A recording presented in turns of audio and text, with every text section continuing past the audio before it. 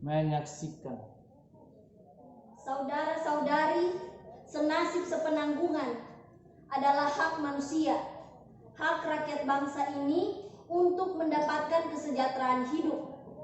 Juga kita, kaum buruh, bertahun-tahun kita memeras keringat, melakukan kewajiban kita sebagai pekerja di pabrik ini.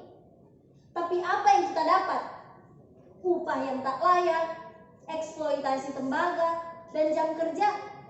Bahkan tak ada jaminan kesehatan dan keselamatan kerja. Banyak teman kerja kita yang dilecehkan secara seksual dan pemecatan sepihak. Terlalu lama kita diam. Terlalu lama kita dihantui rasa takut. Kita harus bergerak melawan penindasan itu semua dengan tangan kita sendiri.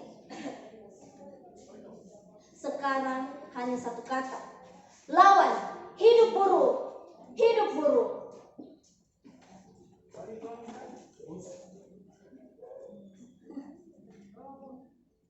Aku begitu semangat waktu itu. Aku seperti singa yang mengaum di antara ribuan penghuni hutan. Semua mata tertuju padaku. Mereka diam.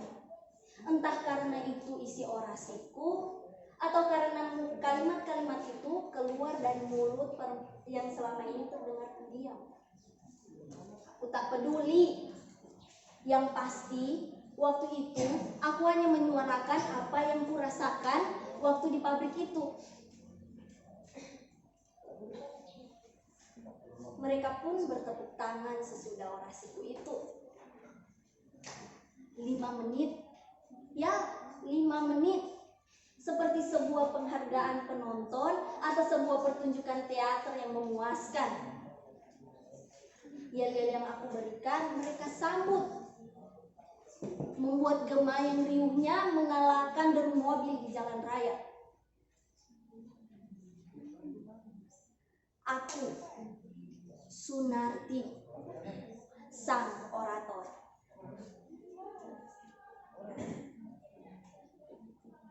Bagi rekan kerjaku sesama operator, mungkin aku dianggap pahlawan karena telah mewakili mereka yang tidak berani bicara, mewakili mereka yang hanya berani berkeluh kesah di belakang, yang biasanya hanya coret-coret di dinding toilet menggunakan lipstik maupun spidol,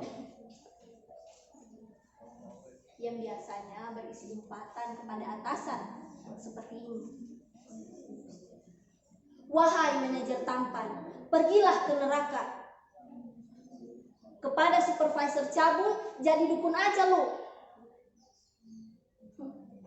Begitulah jadinya jika hidup ditekan, tapi tidak dilampiaskan secara benar. Sejak demonstrasi itu, hidupku berubah. Aku semakin berani membela teman-teman kerjaku di depan atasan. Walau aku bukanlah pengurus serikat pekerja.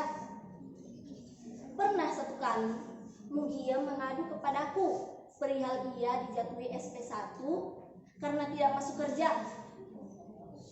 alias mangkir. Padahal dia sudah memberi alasan dia tidak masuk kerja karena sedang menstruasi. Itu pun sudah disertai surat keterangan istirahat dari dokter. Tapi mereka tidak menerima alasan itu. Bahkan diam dituduh menstruasinya adalah rekayasa dia agar tidak masuk kerja. Jelas aku marah. Ku tinggalkan pekerjaanku, lantas ku labrak supervisor edan itu. Apakah betul ibu mengespediam? Atas dasar apa? Bukankah dia sudah memberikan surat keterangan dokter? Dengan gayanya yang sok berkuasa itu, dia menjawab, kami tetap tak bisa menerima surat itu. Kamu harus tahu, pabrik ini sedang banyak order dan kita sedang dikejar target. Kamu tahu berapa kerugian perusahaan ini jika seorang saja bolos kerja? Kami mengekspediam sebagai pelajaran untuk semua karyawan. Pelajaran katanya. Pelajaran mana dan siapa gurunya yang menjelaskan bahwa perempuan tidak boleh menstruasi ketika sedang banyak order? Aku pikir seorang pelacur sekalipun akan beristirahat dari melacurnya kalau sedang datang bulan. Lantas kukatakan perihal proses biologis menstruasi. Kujelaskan pula hubungan antar buruh dan atasan. Saat itulah mukanya memerah.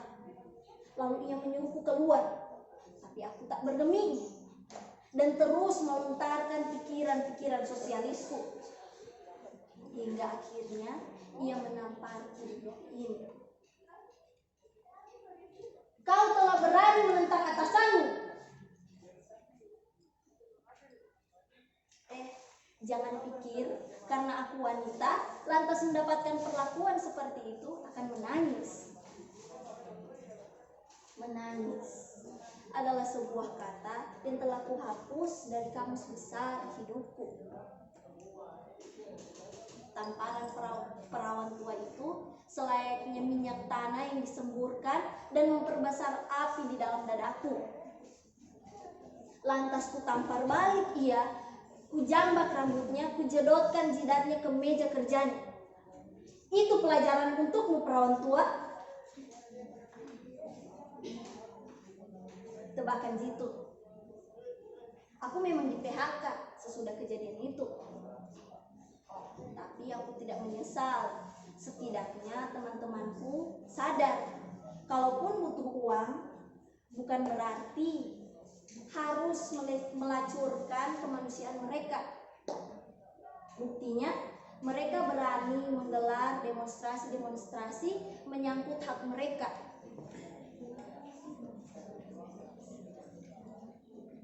Kenapa bertanya tentang suamiku? Ia baik-baik saja. Kalau kalian berpikir rumah tangga kami berantakan karena kejadian itu, kalian salah. Justru yang mendukung keberanianku ialah Mas Naryo, suamiku. Kini ia memburu di pabrik sepatu. Di tempat kerjanya, ia dikenal dengan julukan si petir. Sudah tujuh pabrik ia jejaki. Semuanya hampir sama permasalahannya. Entah berkutat soal upah lah, tunjangan lah, cuti lah, uang makan lah, dan segala TTB-nya tentang perusahaan.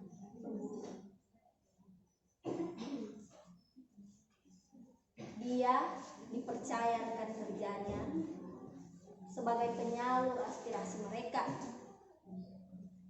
Dan suamiku yang sudah melalap paham Karl Marx, yang selalu menggebu-gebu mengangkat permasalahan itu ke permukaan. Sekian dari saya. Terima kasih.